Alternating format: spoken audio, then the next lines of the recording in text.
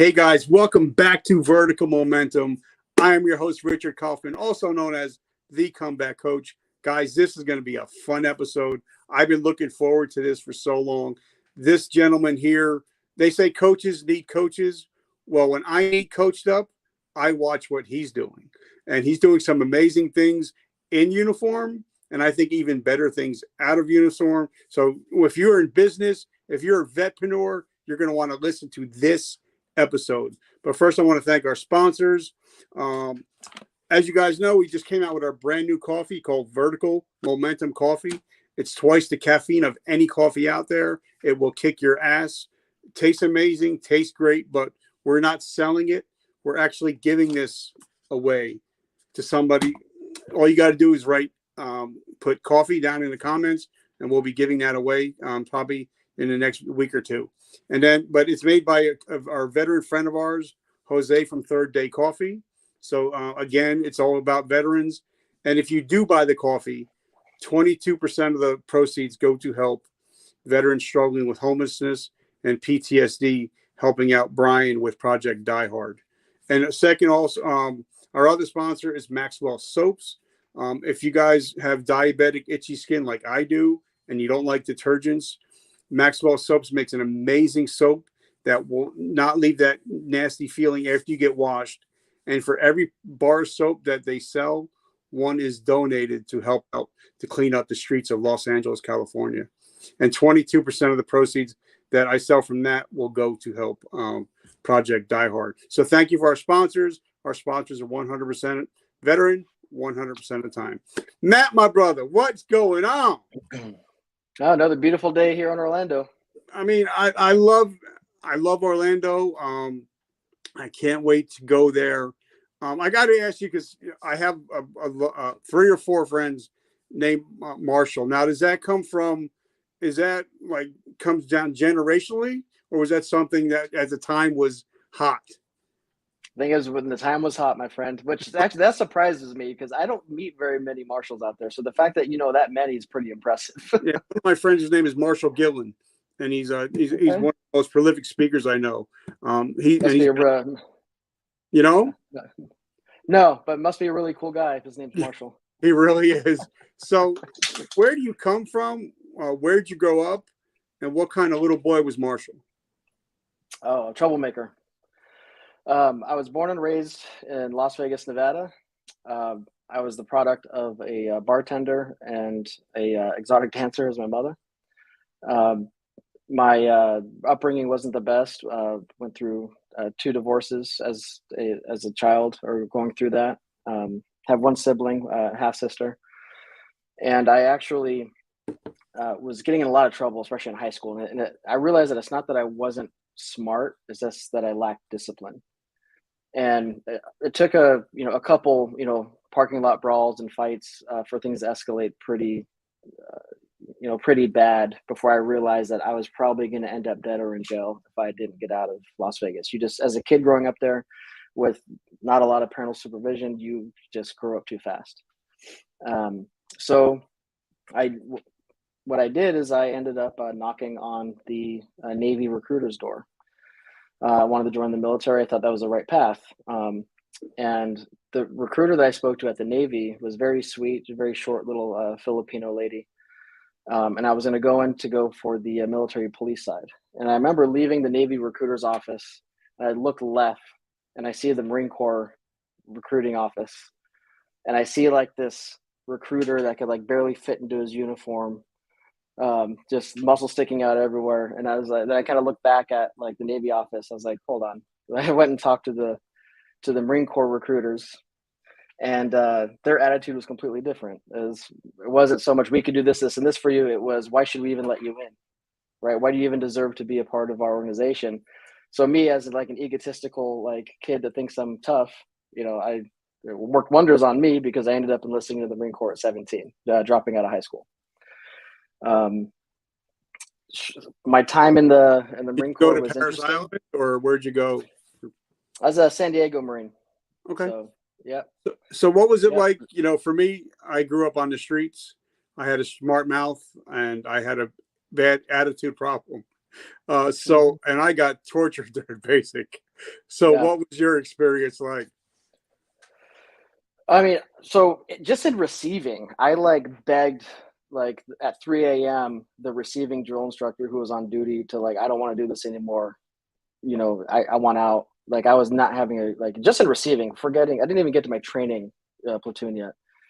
And there's words that he told me that I live with me through like the rest of my life. And he took off his hat and he said, "Look, this is something that you're going to be happy that you did, but you'll never do again." And it completely kind of changed my mentality where I kind of like I accepted it and then I tucked my tail in between my legs thinking I can get out of this. Well, my God, what did I do? And I ended up, you know, continuing on through boot camp. And there was another pivotal point where we talked about it having an attitude problem where I think it was like a week or two in, and I was in formation. And for some reason, I rolled my eyes naturally, not even thinking about it. And my drill instructor like grabbed me, threw me into because we're outside, threw me into a completely empty squad bay that wasn't being used, and just told me straight up, like, "You want to hit me? Hit me. No one's watching. No one's looking. You want to hit me? I know you want to hit me," and just completely punked me. And the amount of restraint that it took, because he would have kicked my ass. I mean, just honestly, but I just know that that was a very pivotal moment. That level of restraint that I had, because I could have like they singled me out for a little bit. Like I was definitely on their list to try to get out or see if they can wash out. But I didn't. I just took it. And I think back, I'm like, wow, that could have been completely life changing. I could have, if I would have swung on my drill instructor, like not only would have kicked my ass, but I would have been kicked out, and my life could have been completely different, right? So for me, like it took about that point where, from then on out, I was pretty squared away in boot camp from there. Now, You know, first, what job did you decide and why? yeah. So I went in as a radio operator. Um, I was assigned with 5th Battalion, 10th Marines at a Camp Lejeune. They actually got deactivated after the Iraq War, and actually no, after a little bit shortly after the whole Marja campaign in 2010, they deactivated 510, and then I did a year in the reserves with 3rd Anglico afterwards. So how many years did you do total? 4 years active, 1 year reserve, so 5.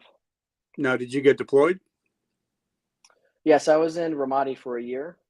From March of 2007 to March of 2008, I served in Ramadi. Now, we had the author of The Echo in Ramadi. He was on here a couple months ago. And it's amazing what you guys went through. Now, consider now you figure you're what, 21, 22 years old, and you're getting out of the military. What was your thought process in getting out? Because I know, like, for me, I got hurt on duty and I didn't want to get out. So I struggled with transition bad. And, you know, like one of our friends says, you know, Nick Valentine says, you know, once you get out of the military doesn't give a shit about you. Your phone stops ringing. You pretty much become a man or a female on an island, and you really don't have a mission, and you don't have a paycheck. And sometimes people come home a little bit off center because of what happened to them over there. So talk to us about your transitioning. I mean, it was pretty much textbook terrible transition. You know, I remember because I got out, or excuse me, I left, I came back from Ramadi in March of 08, and then I was out by August in 08. And as we know, 2008 was like terrible economically, right? And I remember like checking out of my unit and even like my battalion sergeant major, because I was able to pick up E5 in Iraq and within 4 years. So even my battalion sergeant major is like, look, like you're a good Marine. I don't see good Marines get out. You also look like you're paying attention to, you know, what's going on economically, the housing crisis and everything. And nobody could tell me anything. And there was like that stigma. I say it was stigma, but like we were all drinking way too much when we came home. Like even like, you know, even when we're still in. And then we used to joke about it, like, ha, I'm having problems adjusting. Look at me, ha. Like, and we would never take it seriously, but I was drinking way too much. When I got out, I was drinking way too much. I was pissing away my GI Bill money in the casinos and bars, you know, because it was the reimbursed type. And it was very hard. Especially, they always say the first year's like the hardest, right? But I mean, I joined so young. I mean, I turned 21 in Ramadi, and then shortly after I got out, I turned 22. And I mean, I had friends that were like, I had so much more life experience under my belt than any of the network of my people. Which, I mean, I don't want to ramble too much on you, but long story short, I ended up working a couple jobs that I just didn't like. I was very grateful to get a referral to be a food runner on the Las Vegas Strip. That just wasn't for me. I saw firsthand like how catty uh, other service people could be, like over certain tables, and but when they start to feel like there's a potential for a good tip. So there was just no like kind of team. Like there was teamwork a little bit in terms of like the flow and the structure of like a restaurant, but there's like zero teamwork at all when it comes to like some other things. I left that, just wasn't for me, wasn't fulfilling, right? And so I started a job. I got recommended to start a job selling cars for a Chevy dealership in Las Vegas. And the sales was completely new to me. That was the first sales job that I had. And I only lasted about 3 weeks because when I started getting the hang of it, I had this little old lady on Social Security on a fixed income that walks on the lot when I'm working with a newspaper ad from one of our newspaper ads with a check in hand, says, "I want this car." I'm like, sweet. There's a lay down. Walk into the manager's office. "Hey, I got a deal. I need to write this up." And they look at me and they go, "Did you run her credit?" I'm like, "I don't need to run her credit. She already came on the lot, like already wanting to buy." Like, "No, you need to run her credit. I don't care who it is." I'm like, "She doesn't." And I started like an altercation with management. Well, long story short, they pressured me and made me have her test drive a new vehicle so they can hit a new vehicle quota. And they had me sell her a car that was above like the payment than she was expecting, right? And the worst thing about it is that she had a grandson or a great grandson that was either in Afghanistan or in Iraq at the time. So you could imagine like the relationship and rapport that I had with this woman. And I felt so dirty that like, especially because she was on a fixed income, right? Like sales is sales. Like there is an element of it it's just the way that it is. But for me, the fact that she was on a fixed income and I put her on a more expensive purchase with the payment, I couldn't do it. So I hung it up, and I quit after that. During these jobs, I was in the reserves. That's what helped a little bit. I was doing the reserves. I couldn't find a reserve unit that I enjoyed, that I wanted to be in Las Vegas. There's not a lot. So I was driving 4 hours to Long Beach, California, to make it to Third Anglico, because that was just a very elite reserve unit. I mean, some of those guys were just more proficient at their jobs than even their active duty counterparts, to be honest with you. I mean, a whole unit of LAPD guys, Homeland Security guys, detectives, SWAT. I mean, it was just a really badass unit. And I had, about towards the end of the year that I was there, they were needing bodies to go to Afghanistan. And in Anglico at the time, I really respect this about them, is that they didn't tell you that you were deploying if they needed bodies to deploy with the active duty components. They just gave a clipboard, and it was a volunteer base. It was volunteer to go deploy. And I had just had my daughter. I think she was like 2 or 3 months before. And that clipboard came by me when I was in formation, and I didn't sign it. I just kept it moving.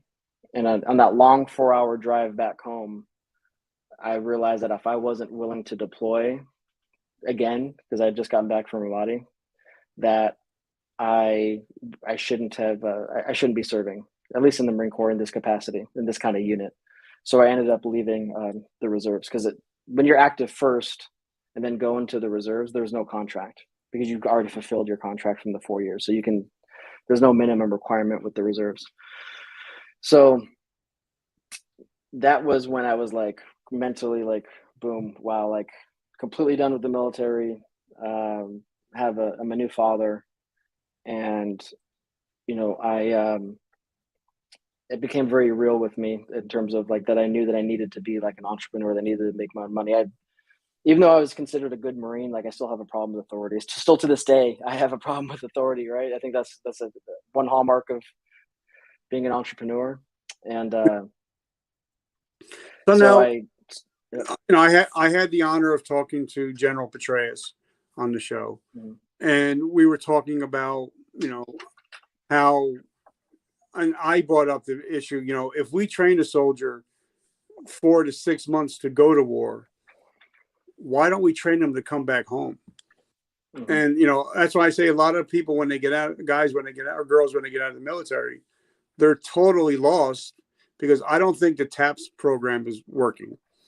But like, say if you go to put your resume into somebody, and all they're seeing is a bunch of nomenclatures, and their eyes glaze over, and they just put it on another pile. I don't think that the soldiers are being taught how to get into business or being Mhm. an entrepreneur, where I think most veterans should go.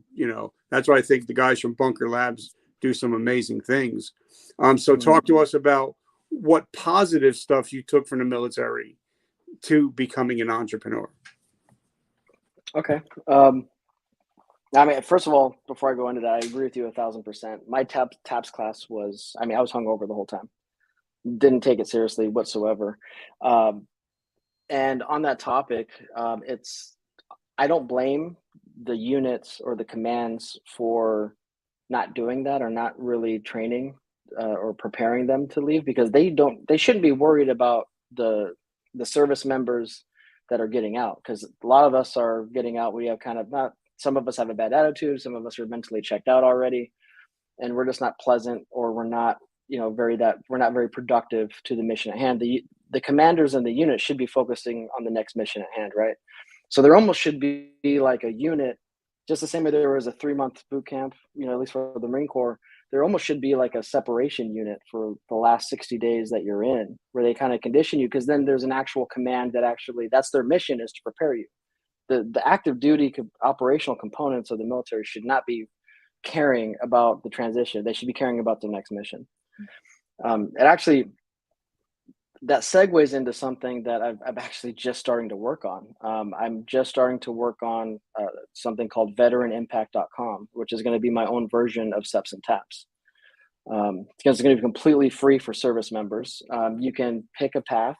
So if you go to the site, it's still under construction, but if you can pick an entrepreneur path, and you're going to see all kinds of resources and interviews done by people that are military entrepreneurs. You can pick the trade school path. One of my best friends I went to Ramadi with, he's a lineman in Michigan. I call him blue collar rich, because he, right out of the military, uses JIBO, went to lineman school, lives in a low cost of living area, and makes very good money, and has accumulated some wealth over his time. There's going to be components on working with civilians again, components on military spouses, and because I just knew that there wasn't enough, right? So to get back to your original question, the qualities that I took from the military that applied for me in my success as an entrepreneur, for me, was what I learned as an NCO, and that is just the principles of small unit leadership. If I would have ran my startups like a Fortune 500 company with like strict HR guidelines and like strict etiquettes and things like that, and even strict professionalism, I wouldn't have made it. The biggest thing that I knew is from the military, when I'm a corporal or a sergeant in the Marine Corps, and I've got a team of 4, 5, 6, 7, 8, 9, 10 guys, and you're deployed, it could be, or even if you're in the field, the job and the personal life becomes blended. And there's some people in the professional world that shy away from that, like, oh, don't bring your personal problems to work. Da, da, da, da, da. There's a lot of people in corporate America are like that, and I completely disagree. I was able to bring that close-knit familyness and actually care about the well-being of the people that I worked with or employed or were partnered with, above and beyond any like corporate job. The other thing is that I hired a lot of people that were maybe not the best on paper. I took a lot of chances because I knew that I had a strong leadership skills that I could work with more people or have more patients or mold more people that maybe needed a second chance. I've hired some felons that were still to this day actually extremely loyal because I actually gave them a chance. No, I'm not saying go hire, an army of felons for your companies. You need to vet them very well. You need to, really kind of consider the implications of what the charges are. Like there's always a story for everything, right? Or even if they're reformed, because there's some people that leave, maybe they made a mistake when they were 16, 17, 18, they do some time and their entire life is double, triple jeopardy because they're paying for it still, even though they're completely reformed. So that's an aspect of something that's helped a lot, of being able to work with and manage a lot of different characters and really blend kind of that personal and work relationship. And I call it the principles of troop welfare. It's something that you learned as an NCO. I still apply that to this day. Is if someone's not good with their marriages or relationships or their family, and it bleeds over into work anyways. So if you care enough to help them, A, they're going to get help, and B, they're going to have a lot more respect and admiration for you and your organization. And I love that, and I'm one of those people that you were talking about. I was looking at 5 years for grand larceny, but somebody gave me a second chance. In my military career, I had 6 Article 15s. So I was the bad guy until 9/11 turned my life around. But it was some people just gave me another chance. And I think a lot of times those are your best people, because they know that, all right, they had my back at the hardest times. Now during the good times, I'm going to have their back. You know what I mean? Oh, I agree. Yep. So now you get out of the military. What was your first foray into entrepreneurship? And like for me, I believe, like, Stephen Kuhn talks about, if you don't have a business plan, you don't really have a business. You got a hobby. And a lot of times we start a business and, coffee, liquor, t-shirts, whatever. And then 6 months later, we're $10,000 in debt because we never had a plan to begin with. And we didn't know our margins or anything like that. So talk to us about your foray into entrepreneurship. Okay. So those are wise words. Yes, you need to have a plan. You need to understand cost of goods margins, like what your gross margin is on what your revenue is going to be. You need to understand overhead, and especially need to understand economies of scale, which we can get into much later. However, I will say this, is that even though I agree with Stephen 1,000% on what he's saying, this is the military, this is the Marine Corps thing that I learned and I applied, is that no plan ever goes to plan. So don't psychologically invest so much into this business plan that you create. It's actually better to mentally prepare yourself. That's actually, by the time you end up where you're going to be, it's going to be nowhere near what you thought it was going to be on paper when you wrote your plan. Because there's some people that write business plans and they spend all this time writing business plans and ironing out every little detail. And they're just, I call it they're mentally like feeling like they're working, but they're really psychologically, it's their doubt is taking over and they're just delaying actually taking action. Right. So both are important. I agree. I think that you need to have that plan, but you also need to just mentally be prepared that it's not going to go to plan. That way you're not completely taken back and screwing up your head and your confidence when you have a couple setbacks. So for me, my story straight up is my wife was working at the time for this company called Breathe in the Las Vegas Strip. It was a sales job. She came home one day and she was like, I just can't stand this. We could do so much of a better job. It's so mismanaged, blah, blah, blah. Like we all talk crap about our jobs, right? At some point, like on those kind of topics. So we decided to open our own auction bar in Town Square in 2008 in Las Vegas. And I closed it 2 months later because I had no clue what I was doing. Completely failed right on my, fell on my face. And then she's like, oh yeah, I'm pregnant. So I had to do something, right? Like, so what I did, I started taking the leftover inventory, the inventory that I had, and started selling it on eBay to liquidate. Well, it was starting to sell a lot more than I thought, so I guess kept it going. So I started a very small online business selling products that I was selling anyways, or that I was previously selling from the closed kiosk.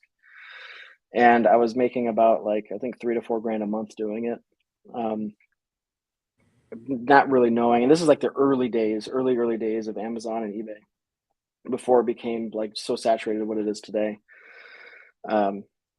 My supplier reached out to me, and he had just had his sales manager completely screw him over when he was in Israel for 6 months. He thought he could trust him, and he stole his entire customer database and started his own business when he was gone. And he's a very wise older Israeli man who wanted to work with, like, having an American face and American voice in his business. So he put me under his wing for a few months as a sales manager, wholesale, that is, not retail.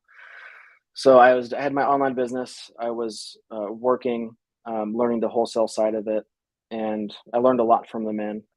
And it didn't last long before I realized that I needed to go off and try it again. So my mother at the time was moving to North Carolina. So I said, "Hey, I used to live in Jacksonville. I don't want to raise my daughter in Las Vegas." So I said, "You know what? Let's just try this again in North Carolina." So I opened my oxygen bar and aqua massage kiosk at Crabtree Valley Mall from 2010 all the way up until when we close it, I think 2019, 2018. Even when I moved to Florida, it was still to this, still to that point, a very, very good business. From there, it was a constant trial and error. I tried new businesses, failed. I call it the cost of tuition. You try something new, it doesn't work out. Some people spend thousands and thousands and thousands of dollars getting degrees, right? And that's called tuition. But why, as entrepreneurs, why do we take it so serious when we lose money on a deal or a venture or something? It's just our cost of tuition, because at the end of the day, you either win or you learn, right? You only lose if you quit. Yeah. So I always did really good. I made some money, and then I put it into some stupid thing that I shouldn't have done, and I lost it. And I was constantly kind of in that, doing that for a while.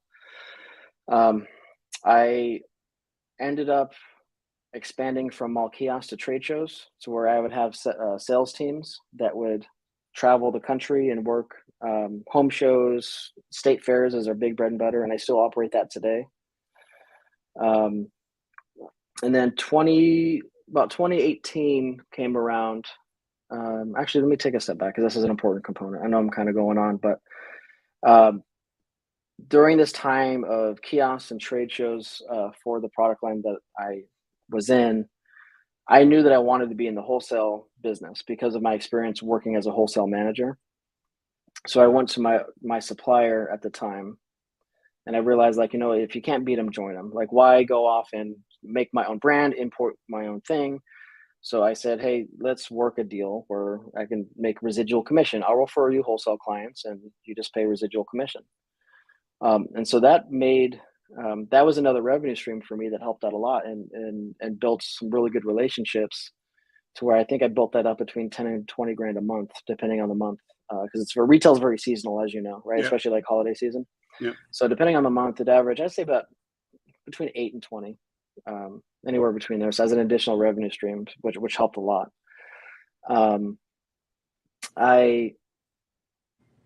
From that point, I started getting too big. I was running between 6 and 8 sales teams countrywide that were traveling, which is a logistics nightmare. My experience from the military helped, because sending a sales team to a trade show is kind of similar to sending a unit to the field. Like, there's preparation involved. You need to get your inventory. You need to count it. There's the logistics of actually traveling. There's the mental side of salespeople being in a hotel together and missing their families back at home. There's actually some similarities to that. But I got too big, and I ended up I was supposed to merge with my supplier. I was getting very, very close with my supplier, and we were supposed to merge. And at the very last minute, he's an older Chinese man, and there's a huge cultural differences. Yeah. And it didn't work out. So I had an opportunity at that time to be a partner in a solar company in Florida, when solar panels were just first starting. So I ended up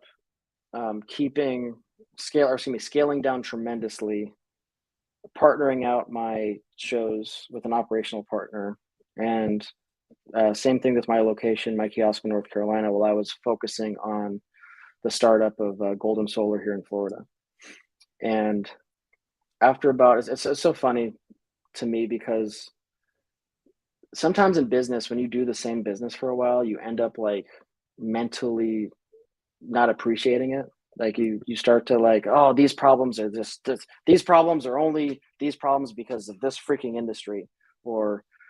And I just laugh because I learned so much from my experience in Golden Solar to where like the problems in business are just problems in business. I used to think that they were just unique to the industry that I was in.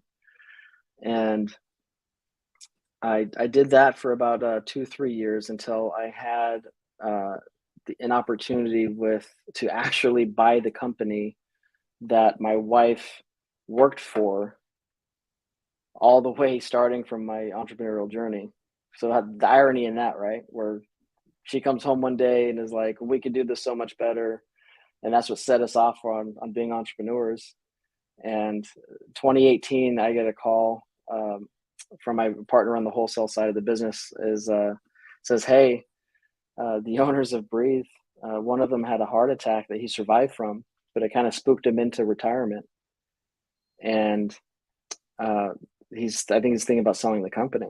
So there was 2 major auction and bar companies in Las Vegas that for sure thought they were going to end up buying him out. And I kind of came in at the end and made him an offer he couldn't refuse. And as of May 1st, 2019, my company, Elevated Ventures, absorbed Breathe, which is an auction bar company in Las Vegas. 5 locations on the Las Vegas Strip. We absorbed it on May 1st, 2019. And since then, we have grown it from 5 locations there to 6 in Vegas. And then we've added and expanded 3 locations here in Orlando, Florida, actually through COVID. I was just going to ask you, a lot of people, I've had, this is like, I think my 405th interview of veterans and entrepreneurs. And, a lot of people are just getting a steam ahead. Like I was in the health and fitness industry for over 30 years.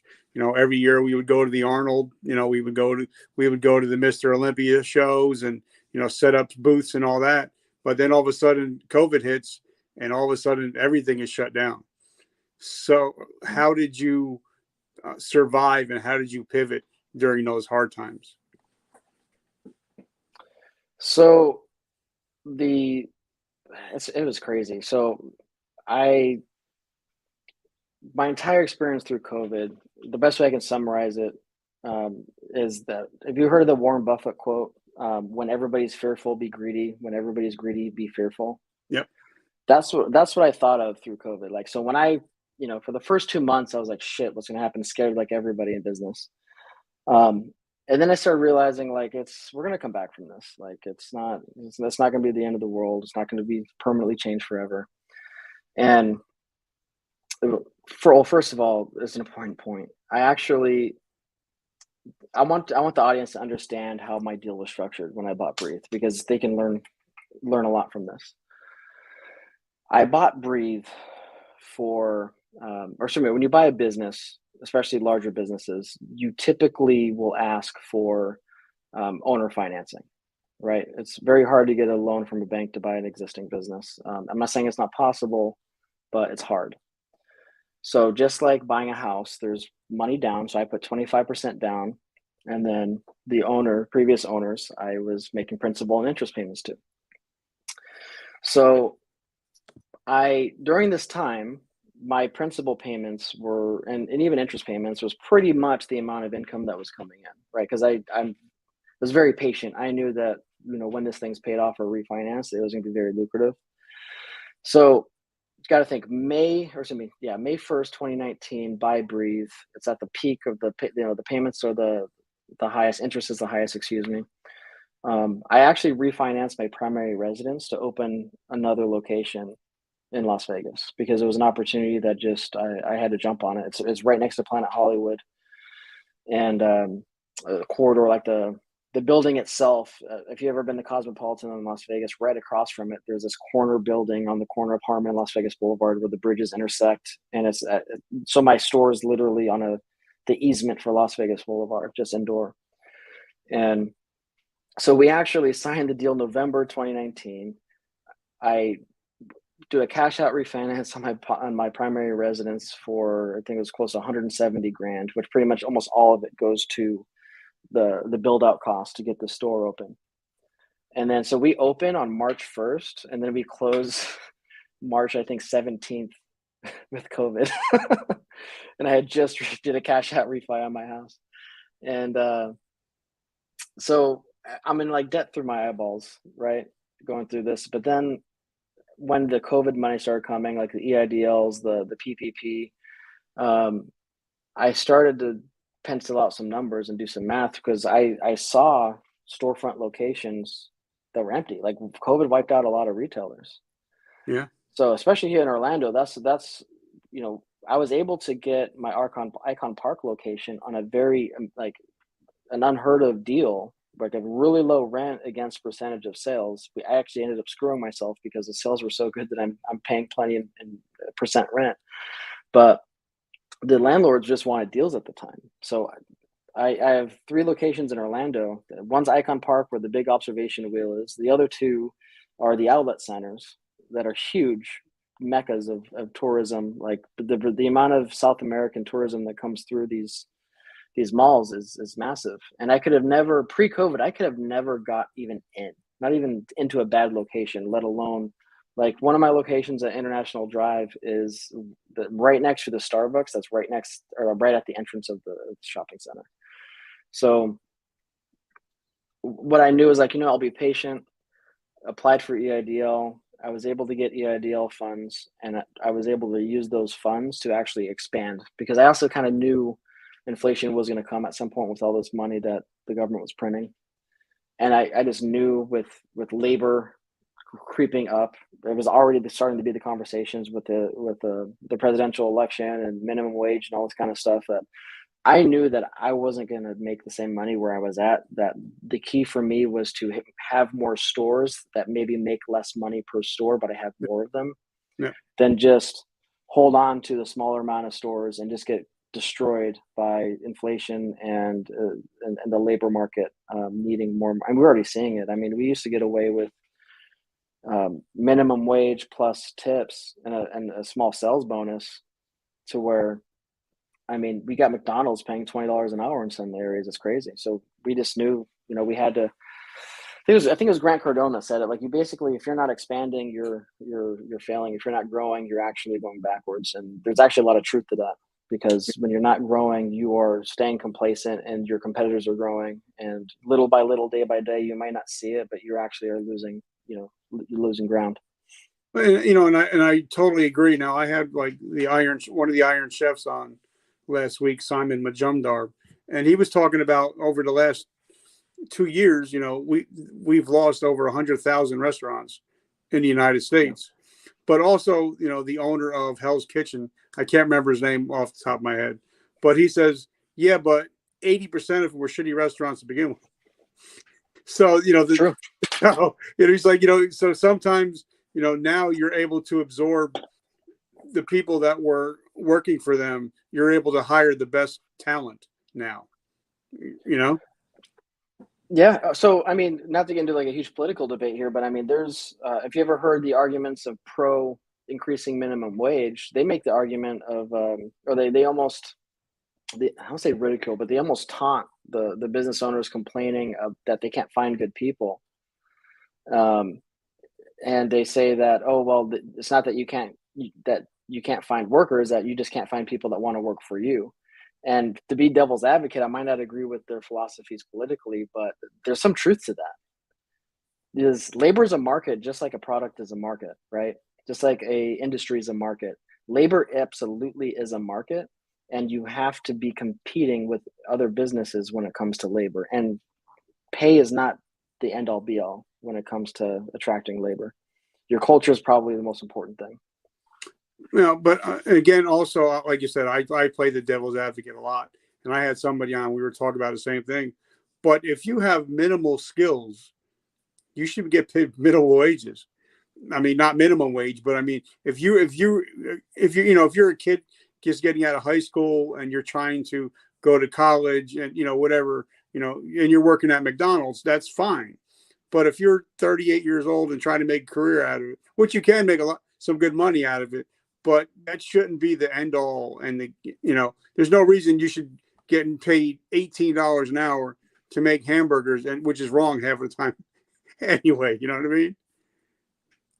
So I do agree with you on the the philosophical side, but the fact of the matter is that person who thinks that they need minimum wage or $18 an hour still is facing rent increases.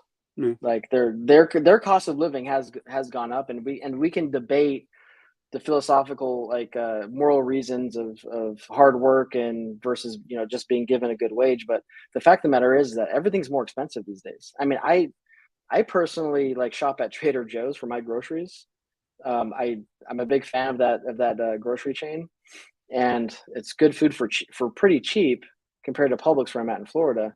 And just in the last 2 years or 2.5, 3 years, I mean, what I spend on groceries for my household has gone up at least 60%. I mean, I know that rent's gone up. I mean, I've been considering, moving in and buying a new house or maybe renting this one out. And I mean, I can't even, what I thought I could rent this for a couple of years ago is way less than what I can go for now. And it's an inconvenient truth. It's an inconvenient reality of the conversation about labor and minimum wage and all this kind of stuff, because I absolutely agree with you when you talk about this minimum wage is just, minimum wage work, but inflation's getting crazy and it's going to get worse. It's actually, I'm surprised that it's taken this long to get kind of where we're at, to be honest with you. So businesses absolutely need to adjust. They need to use really good leadership skills and keep their staff close. Especially if you're a military veteran, using those leadership skills that you learn from the military and keeping your staff as close as possible to where they actually stay committed and can ride these waves with you is very, very important during these times. All right. So as we were talking before we got on, we're going to ruffle a little feathers here for a minute. You've been in the tribe a while. I've been in the tribe a while. I've had my ups and downs in business. I've won and I've lost. What are some of the things that you're not just talking about the tribe, but in general? Because I've had a lot of friends like Dean Bundschu.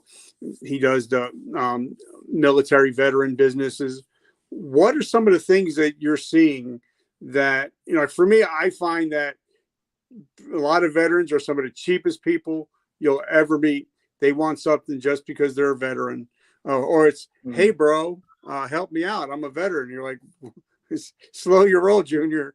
So talk to us about some of the stuff you're seeing in the veteran community and the veteran entrepreneur space. Yeah, I think you hit the nail on the head. I call it or I've seen the term being used, and I started using it as being a vet flake. I never heard that. You've never heard that? No. Yeah, vet flake. No. That's my favorite term when I see it. It's this ideology that somehow you deserve shit because you made a decision to join the military. Nobody deserves you. You don't deserve anything for making a decision to go down that path. Yes, as a society, we should tip our hat. We should give respect, and that's fine. But you shouldn't feel that you're so privileged to need special deals, special circumstances that you should be tiptoed around. I mean, it goes pretty deep. But so I'll to go on this topic, I'll talk about a personal experience that might make sense. So 2014, I finally decided to get looked at for PTSD. It's something that, my friends were just like, you need to do it. And I remember being 22 and going into a VA clinic, and I was in a waiting room with all of these crusty Vietnam, Korea guys. And I was so young. I felt like I was so no, they need this more. They really they don't, I'm good, they really, I shouldn't be here. They need this because they went through way more. And I was at a trade show before I finally went to my appointment many years later, and I met a former Vietnam Marine recon at a trade show in Chicago, and I was told him this story. And I mean, this guy's like 60 something, like 6'4", just like incredible specimen of a man still in his age. And he looks at me and he's just like, you think I didn't think the same thing when I was sitting in a waiting room with a bunch of World War II guys? Like, and that was just like, fuck. Yeah. All right, you're right. So it really put things in perspective for me. So I went and I saw the person that kind of that interviews you for PTSD, and just like anybody who's gone through that, they know it's really eerie because the room's like dead silent, and it's just I remember getting through that interrogation process or interview process, and by the end of it, he's like, "Do you have any questions for me?" And I said, "Yeah. How do I get better?" And these words are like, I live by this, and I believe it so much because I didn't need like constant like PTSD therapy sessions after this, just from what he told me. He said, "This is very unpopular, and it breaks my heart when I see it around the veteran community. But you need to compartmentalize your experience. You are not a Marine anymore. You're not a combat Marine anymore. You're not in Iraq anymore. You are now a young father, and you're aspiring businessman, or you are a businessman." And then he asked me, he goes, I got a question for you. Do you still have green shirts in your drawers in your house? It's like, yeah, actually, I think I do. Do you have any stickers on your car? Does it say like any like veteran stickers? Like, yeah, I have like an Iraq veteran sticker on my car. He goes, oh, okay. That's you in your subconscious still holding on to that experience. And it really dawned on me. I said, I was so taken back, like, wow. So I left that office. I took out my driver's license. I peeled off the stickers. I went on social media. I unfollowed every military page. I went on a full military cleanse for about 3 months before I started being able to like add them back into it, because there was so much truth to that. And then from that moment on, I started actually becoming more successful in business when I was able to shed that skin of holding on to the military experience, because it is not who we are anymore. And especially if your business is military related, I think that you're not doing yourself any service, because the military or veteran markets are so small, and it's very much a red ocean. You've got like, how many veteran coffee companies are there? How many veteran t-shirt companies are there? I think folks need to find a way to capture both. Like, that's why I'm a big fan of like, I love Grunt Style and like what they've done. A lot of their shoots, I see them everywhere. Yeah. Right. And they expanded out to first responders there's first responders that probably didn't serve. Right. But if they would have stayed in their box of just their branch or just the military, they wouldn't be where they're at today. So it's something that is very close and dear to my heart, because I see it. And I don't think that you can take your business to the level you want to, that you're dreaming of, unless you can really fix and work on yourself and mentally as well. So like, if you have any kind of issues, knowingly or unknowingly, from the military, you absolutely need to work on that, because you're just going to spin your wheels in the mud as an entrepreneur until you get past those personal issues. And I love that, and it just happened to be last month. Somebody asked me what I did, and it used to be, well, I'm a retired veteran, but this time it was different. It was like, I'm a author, I'm a speaker, I'm a podcast host, and I'm also a veteran, which came out way later. Yeah. So kind of like the mindset started shifting. Like when you talk to John Lee Dumas, you have to get into his story to find out that he was a tank commander in Iraq that lost 4 of his guys. He's just a businessman now, or he's a podcast host, but he's not a veteran podcast host. And so I think that's something that you're talking about, where, I used to see, now I still see a lot of guys wearing their BDU hats, and you're like, bro, you've been out since 78, what else do you have? Like on my car, I don't, And I just thought about it as you were talking. I don't have any stickers on my car. I think my wife has them on the van, but I don't have any stickers on my car. I don't wear any of my hats or anything out. And I just, because I figured, I have to reinvent and reimagine myself, and I can't be in two places at once. You're absolutely right. And the thing is, we wrap up so much, or at least I used to people wrap up so much of their identity to the military experience. And what they fail to understand is a lot of the civilian community, they respect and admire that, but it's also very intimidating to them. You're actually kind of alienating, depending on how deep you are, or how much in your face you are. And because, long story short, there's a lot of military people that are entrepreneurs, that are trying to be entrepreneurs, that they might have screwed some things up or hurt some relationships with civilian business people, that has kind of now put a bad taste in their mouth. I mean, that's just the reality of it. So if you're going to fly that veteran flag, it needs to be flown very seriously. All right. So I have a couple business questions, and then we're going to head off. If you were going to start a business today in 2022, today's 3/23/2022. If you were going to start a business today with little or no money, what would you do and how would you do it?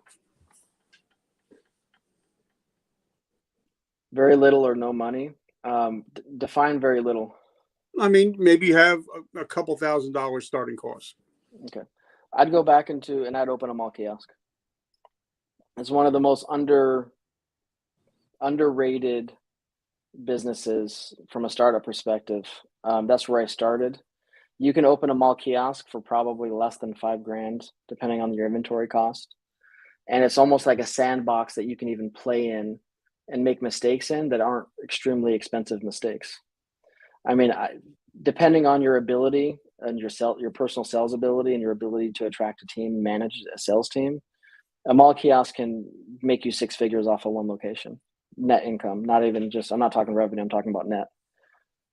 So if I had to do it all, like if I lost everything and I just was back in hustle mode, like grind it out mode, that's what I would do. I'd open a mall kiosk for, depending on what concept is hot at the time.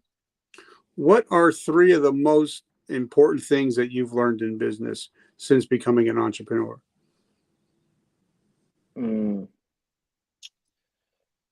Patience be number one. Number two, removing emotions from a lot of decisions. And when I mean emotions, I don't mean negative emotions, because we live in a world where everyone just wants to preach about positivity. But actually, very, very positive emotions can be just as damaging as negative ones. And what I mean by that is, let's say I had a huge month in business, right? And I'm on a high, super like cloud nine. We just crushed it this month. What am I going to do with this money? Well, that high of feeling like you won so big can cloud your judgment if you decide to do something else with it. And I've done that personally. Like I crushed a month, and then like one time I opened a kiosk that did express manicures, like, and actually hired nail techs to do like the paint people's toes and fingernails. I had no business being in that industry, but because I was on such a cloud nine and I wanted to grow and expand, I was clouded by my positive emotions from the good month that if I was wiser, I should have not got into that. So that'd be number two, is removing emotions from decisions. Number three is removing ego pretty much in anything when it involves to working with other people. I think it's important to be humble, right? But ego actually is important. Ego is kind of what kind of drives you to take risks, to be honest with you. So I'm not going to say that ego is like bad, kill your ego. But what I'm saying is that when it comes to partnerships, you need to have partnerships. And that involves removing an ego. Like I'm always kind of put myself last when it comes to like how we chop up the bucket. Because the secret to my success, how it seems like I'm so big, is that I've developed relationships and I have many operational partners. And I would rather I would rather own or have 20% of $1 million, or let's say $10 million, than 100% of $100,000. Does that make sense? Oh, makes a So, lot, but and like my friend Joe DeSena, obviously he started his new show, the No Retreat Boot Camp. He was talking about last week. They had a company come in, pre-COVID, they were doing $9 million a year. Post-COVID, they're minus 400,000. And now he had to figure out, how do we get a company profitable again? Because they were so busy at trying to expand that they kind of just didn't realize, you didn't need spending all this money on, all this different crap. So they had to go back and change their systems to become a little bit more lean and mean. So I know you love talking about growth, you love talking about expansion. So talk to us, like, sometimes when somebody opens up a business, it can only make so much amount of money, and they get stuck. Like, some people say, well, what does Disney do? Well, they do a lot of stuff. They don't just do cartoons. And I think a lot of, like, for me, I didn't realize for my business, that just because I have a podcast, I should also have multiple streams of income so I can grow. Yep. So talk about expansion and growth a little bit. So I think when someone who's never scaled a company before, I hate the word scale because it's become so cliche, but if growing a company or growing a business before, if they've never done it before, preparing yourself mentally and setting proper expectations with yourself is very, very important, because a lot of people don't know really what goes into it. It's always a game of getting the right systems in place, and then the growth breaks the system, and then replace the system, grow again, break the system. And the fact of the matter is that growth is actually expensive at first. Any major company, when they grow, always lose money. Like, look at Tesla. For years, they were installing superchargers all across the country. They had to build out all this infrastructure, right? And then up until the past couple of years, they started being profitable. Amazon, they started out in the books. Amazon. Exactly. So understanding that growth is expensive and you need to make a personal decision, is the potential for this growth worth the extra stress, and it's worth the expense? Because you have to build the systems first and then grow. A lot of people grow without the systems in place, and it fails because they didn't establish the right systems first. So when we grew from 6 locations in Vegas to 9 for Breathe, a big headache for me and my partner was staffing and recruiting, especially with this new labor market. And it's something that we did a lot ourselves. And we realized that our sales managers, it was not a good use of their time to have our sales managers doing like a ton of interviews.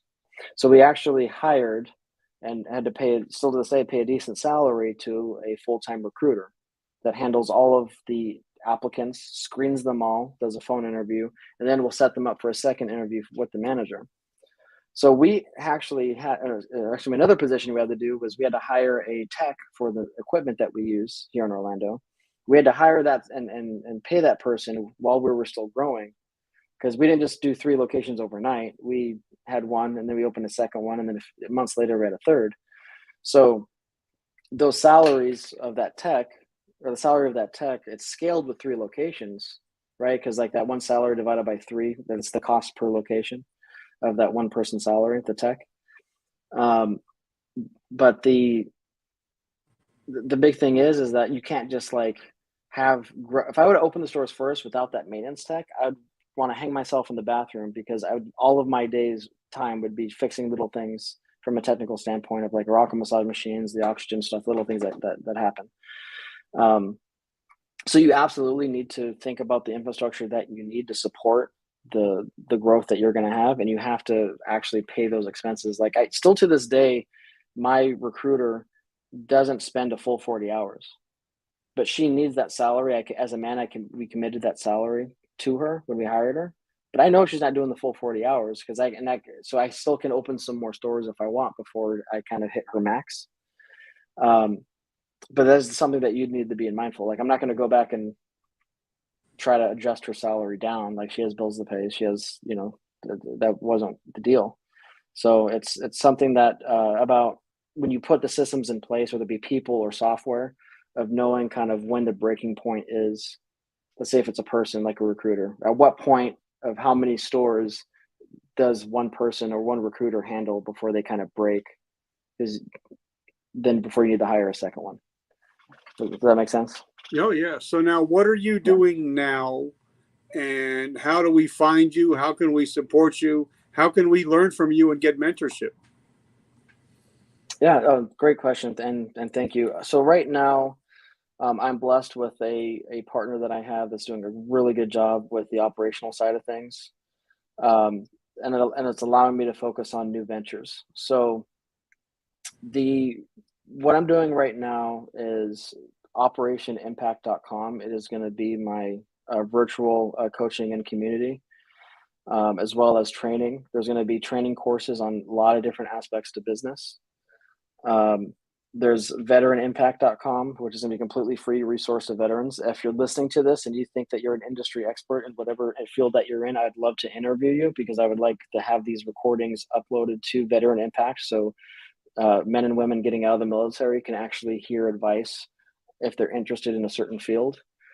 And then I just recently, this is probably a couple days early, but I just recently worked with Stephen Kuhn, and I'm going to be taking over the Vetpreneur tribe. So I'm going to be expanding that, well, leaving it as it is, but I'm going to be really providing a lot more value to the Warrior Council and expanding on that. We're going to do a lot more one-on-one stuff, a lot more individual courses that are recorded, including a lot more in real life meetups. And honestly, we're going to have some fun too, because what's the point of making money and aspiring to make money if we're not going to have some fun in the meantime, right? And I've been in the tribe, I think, since Andrew owned it. I've been there from day one, and I'm so blessed to be in the tribe, because without the tribe, I wouldn't have the relationships I have today. And thanks to to Stephen and Lane, I'm like the only podcast that they allow to put out all my episodes, because they know I only have veterans. I only have Vetpreneurs there. So now, if somebody wants to find you, get in touch with you. I mean, I know you're huge on LinkedIn. I love everything you're doing. So how do we find you? The best way to honestly to get in touch with me is going to be Instagram at Marshall Terrin. LinkedIn, I get way too many solicitations to keep up with. Yeah. Facebook has becoming like, Facebook censors too much stuff, and like I don't see everybody's stuff, so I don't use it a lot. And I have a lot of like close friends and family that are on Facebook, so I kind of use it to steal memes and post them on Instagram, to be honest with you. But my Instagram is definitely much more of a business purpose for me currently. So reach out especially if you're a veteran entrepreneur. If you give me a follow, I'll follow back. And if you have any questions, don't be shy. Just go ahead and hit me up in the DMs. So they want to go to that one. You're over there. That's where they want to go. Marshall Terrin. Okay. So the last question I have is going to be a two-part question. One's going to be business and one's going to be mental health. Like I said, I talked to, Iron Chefs, Simon Mishumdar, and he was talking about we lost thousands of restaurants. So we have a lot of people, probably especially in Vegas or Orlando or Jersey, that they lost their jobs. They're driving for Uber, DoorDash. So if you ask the average American person to do something in 7 days, we're so busy that they're never going to get to it. But if somebody's listening to our episode right now and we ask them to take an actionable step in the next 24 hours, they're more likely. So if somebody is struggling with their business, what is something they can do in the next 24 hours to get help? And then also, if somebody's struggling with their mental health, what is something they can do in the next 24 hours to get help? Man, for closing, those are quite some questions for the closing questions. Man, I hate to be that guy, but it really depends to the degree of the problem in business and to the degree of the problem in mental health, right? I'd hate to give a kind of like a blanket response. Like for mental health, I mean, it depends if the person's like, if they're suicidal or if they're depressed, or I think on the mental health side, immediately, if you're not doing it, is exercise or getting some kind of hobby. because I think that for me, I learned this the hard way, is that I was committing so much time in business and with other, adult responsibilities, that when my mental health was starting to suffer, partly is because I was investing so much time and my identity into, like I say, like being an entrepreneur. So if I had a bad month or some setbacks in business, it really screwed with me mentally. But what I found is getting a hobby is super important. So like I'm a big advocate for Brazilian Jiu-Jitsu. I'm like a senior blue belt. Hopefully can see the purple belt this year. And I know that for me, if I had a bad month in business, or let's say a bad month in general, say from friends, family, anything, but if I made a progression, or if I tapped somebody that used to beat me, if I got a stripe on my belt, it mentally it helped, because it wasn't a month of just full, or a week full of all bad. There were some positives that happened. So I can't stress the importance of getting a hobby, like, immediately. If you don't have one, you can't put your whole life into your business, period. Like, it's because if you have a bad month and your whole life's in that business, it's going to screw you. I mean, you're human, right? It's going to really put you on your butt, and it's going to make you not confident. And when you lose confidence, that's when you really start suffering in business, because confidence is everything. From an actual step to help in business, if you're having problems in business, books, and finding a podcast episode. I know before he hit record, we were chatting about Robert Kiyosaki. That man was like my idol when I was just starting out. I went out when I closed my kiosk, my first one. I went out and I on a credit card, I bought every single Rich Dad and Rich Dad Advisor book. Like, still to this day, I have them. And I just learned as much as possible, because even if you only can apply 5 or 10% of what you learned in those things, it's still valuable, right? And there's resources everywhere, but people just are not taking the initiative to go out and find it. That's what's so frustrating. I mean, I don't want to get into the college or no college debate, but I mean, if you don't decide not to go to college, there's so much information out there between the internet and even books. Just go to Barnes and Noble and you can find plenty of business topics that you might be struggling with. Yeah, and I love that. Like, I went 80% blind 2 years ago. I lost my vision. So I had to do something to keep my mind occupied. So my wife signed me up for Audible. And, I'm listening to like 2 to 3 books a week. And now I'm studying books by Russell Brunson, because I like the way he, what he teaches. And I'm actually going to get him on the show, I think, probably in the next 60 days. So I think that's a great thing, that, if people don't like to read, join Audible for $15 a month when you're doing your cardio at the gym. There's no reason you can't get educated, even for just $15 a month. Absolutely. So, Marshall, I just want to say thank you, brother. I'm so grateful. Guys, if you watch this, make sure you go to his IG, check him out. Make sure you follow him, subscribe. He's got some amazing things going. I can't wait to see what he does with the tribe. We're 16,000 strong. I don't see why we can't be 60,000 strong one day. Thank you guys for always being there for me. If you guys want this coffee, make sure that you write coffee in the comments, and you'll enter to win that coffee. And Maxwell Soaps, guys, thank you for everything you do, trying to help veterans, but also try to clean up the streets of LA. And Marshall, I'm just so grateful, and thank you so much for spending the time with us today. And I'm so grateful for your friendship, and I hope this just starts to build a relationship from here on out. Absolutely. I feel the same way, brother. Thank you for having me on. It's been an honor. All right, brother. Have an amazing weekend. Hopefully when we get out to Orlando, we get to hang out sometime. Guys, remember, vertical momentum. The only way to go is up. Love you guys, and I'll catch you tomorrow.